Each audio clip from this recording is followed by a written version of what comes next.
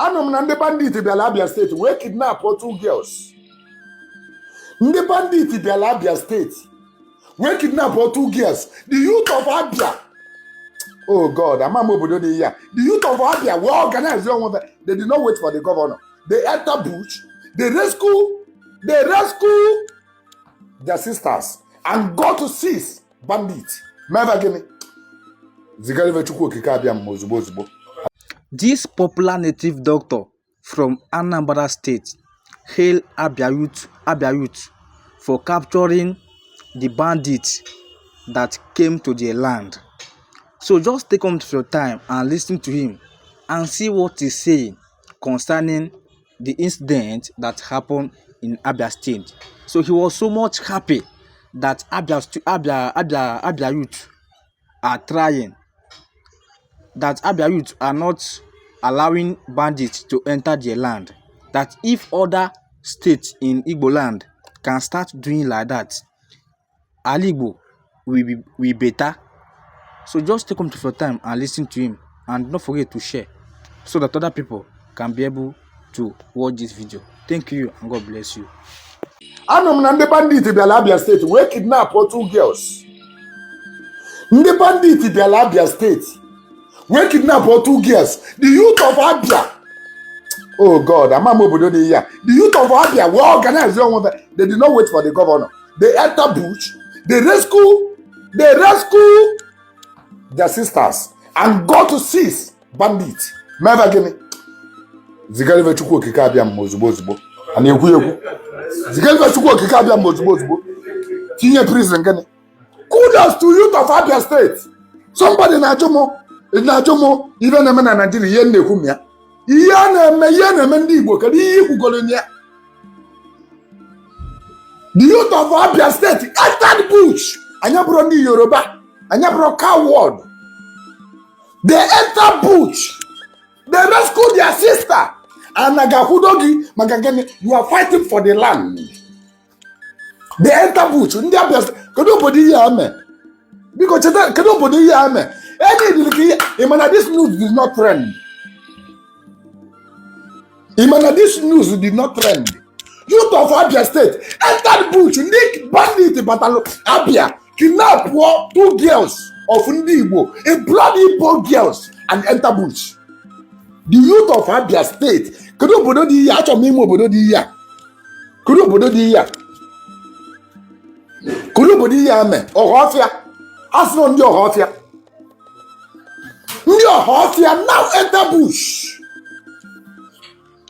Now hunt these people, capture them. Jide obodo sọsọ kpọpụta ụmụnne ha. No, jide ndị a, jide ha. Ha na-ebe mbe. Ana yo biko dugala anyị police asị okay nsogbu adịrọ. Akpọpụtagodo ụmụnne ha alive. Kpọpụtagodo ụmụnne ha. Bandit kidnap 2 girls, requested ransom of 20 million. Each one 10 million. Each person 10 million. Who know this news? This news really got viral. Bandit bịara Abia State or Ohafia.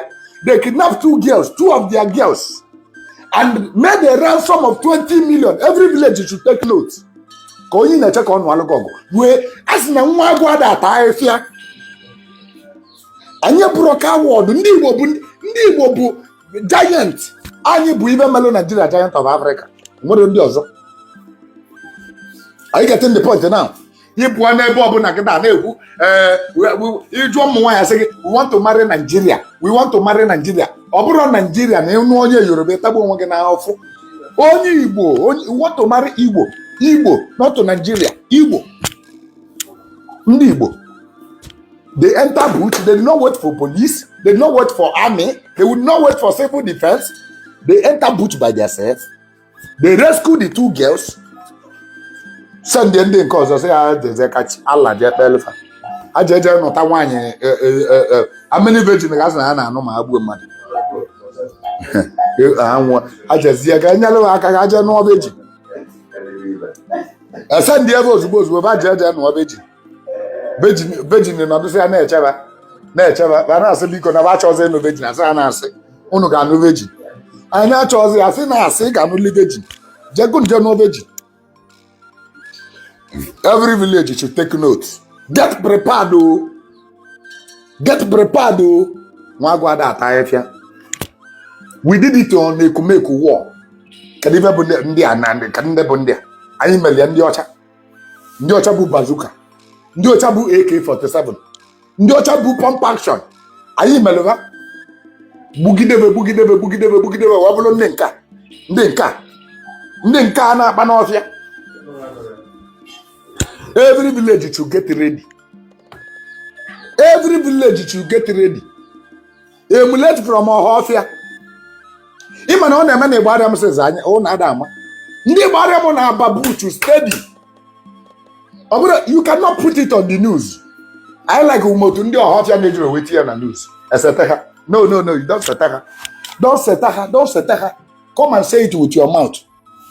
Set her so that on what I got be drug India ijide. No, onwe onye ijide. Ke ndi ijide onwe onye ijide. Zigalo ga chukwu okike bụ ọfọ ọnụ. Zigalo be chukwu okike ozugbo. I get to the point now. So magonye na ajụ m, what are you saying about Nigeria? O bụ propaganda wee bịa ebe a na. O bụ propaganda bịa here. Ndị Igbo niile egbulu ka ndị ikwugolo okwu ya. N'ọka ọtọ ọnụ ọka ọgwa m ka ndị emebe iwe na. Ka m pụta ilo. Ma ga gwuru ịmara na o mere na Ọhafịa ejide mmadụ. Abịa nwaanyị Igbo na anyị na-eche ha. Anyị na-eche ha agbadata. Ịma na ụjọ na-atọ ha. When you resist them, they become afraid. Give me half a essence here. Give me half a essence here. This news of Ọhafịa need like a viral. Can you also malu? Every village in well in a WhatsApp group obodo unu. Tinye obele go and verify it. Omele na Ọhafịa. Onye wetara the news na gbam na Abia State. Kita ka njima na Ọhafịa. Two girls of 2 girls was kidnapped by Fulani bandits. They took them into the bush. They make a call. See whatever 20 million. 20 million. Due to where organize your weather. Where about here? Now what territory? Now what territory? Due to where about here? When you never mama may be in a Jida hunter. And no life was lost apart from the life of no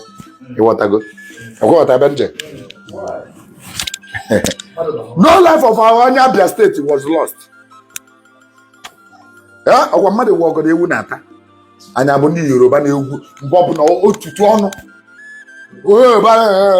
Ichenye obu nti ọgbara ọsọ. Ichena onye Igbo ka a na-emechere ka mbịa. Na-emerekwa chere ka mbịa na Igbo. Ndị bandit egwu ada atọ babataba na Igbo adị na-echebe eche without gun maybe even well even melo na 19 even na 60 something so ba afụ nwanne wele ọbụna onwere ọgwụ na-eli mmadụ na wele bedokwa ọgwụ ọbụna onwere alụsị na-eli mmadụ na wele bedokwa alụsị busala alụsị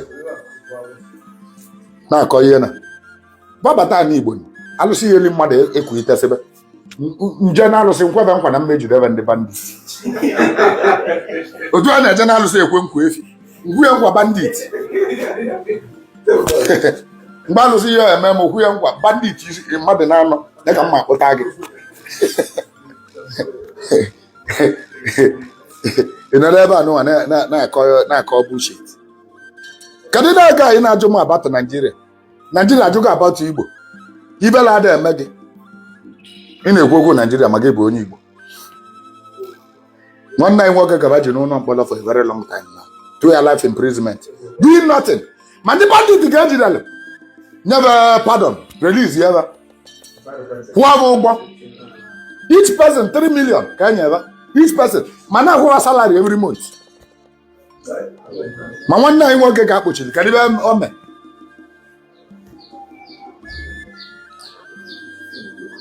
onye aja ọzọ jọọ ka ọ kpasuo m iwe na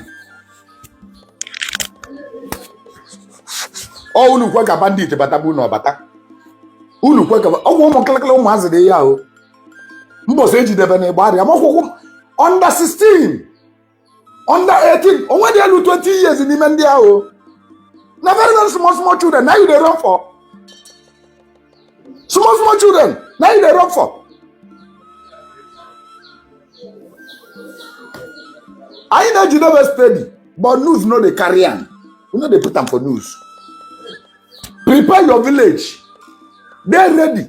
Na deba na call Muslim mu gwala gị. Ị ga na-atụ egwu bandit. Get ready, my friend. You can check police na ban. Police no go save you. Ijide ka ndị isi no fa na-achị Nigeria. Abọ na phone release ya. Ibudugo one of police. Abọ na phone release ya. Ili ga mebi ije na azụ na ọ release ya na. You want to go? So that onye ọbụla achọlụ na ebia mmiri enwere ka ị na-egwu ihe kwuru bụ ọ bụ na ijide ndị bandit ya ije na azụ ụlọ gị azụ ụlọ be nna gị ị hapụ ya ọ nabazịa ọnya ka m kwu maka idugakwu ya polisi ụfọdụ na ka ọ ga-ana so iduga ya na azụ ụlọ izuka ụzọ esi na ọnaba ugwu awụsa beba ịghọtago so hold me by my words ọgwụnọ na ihe nkwu unu ga-abụwa witness mbọsị a ga-akpọta m na court of law ije release na backyard unu si ya gosi ụzọ isi ụzọ na isi ụzọ ịra ugwu awụsa ịghọtago otu ọ ga-esi ijide izuke ụzọ ọ bụrụ asịkwa gị gbuo bandit onwe mgbe na ugbo asịkwa gị gbuo onye ọkwa mmadụ ka ọ bụ prodigal son ọwa prodigal no kill am o kama ị ga-egbu ya kpọgala ndị polisi no try am ijide ya ebe o kidnapụrụ mmadụ esi ya kedu imezi n'ihe ya ịma na rehabilitate anya si ya imezi n'ihe ya mbọsị ọzọ o imezi n'ihe na ọ dịrị mma ka ị wee jee n'igba ịchọkwa nye ka m ji sị gị nke gwu ya ka ọ jee nụta 7 kọwali ya na ọ ya anụ 7 virgin nya igosizi anya ụzọ oge si wee nawa bere ịghọtago ịhapịa igbukwana bandit no igbukwana bandit onye Igbo o kidnap nwanne gị igbukwana ihe ịghọta zugo ụzọ oge si wee nawa gwu Hausa na bụ ibe nkwu you get the point now.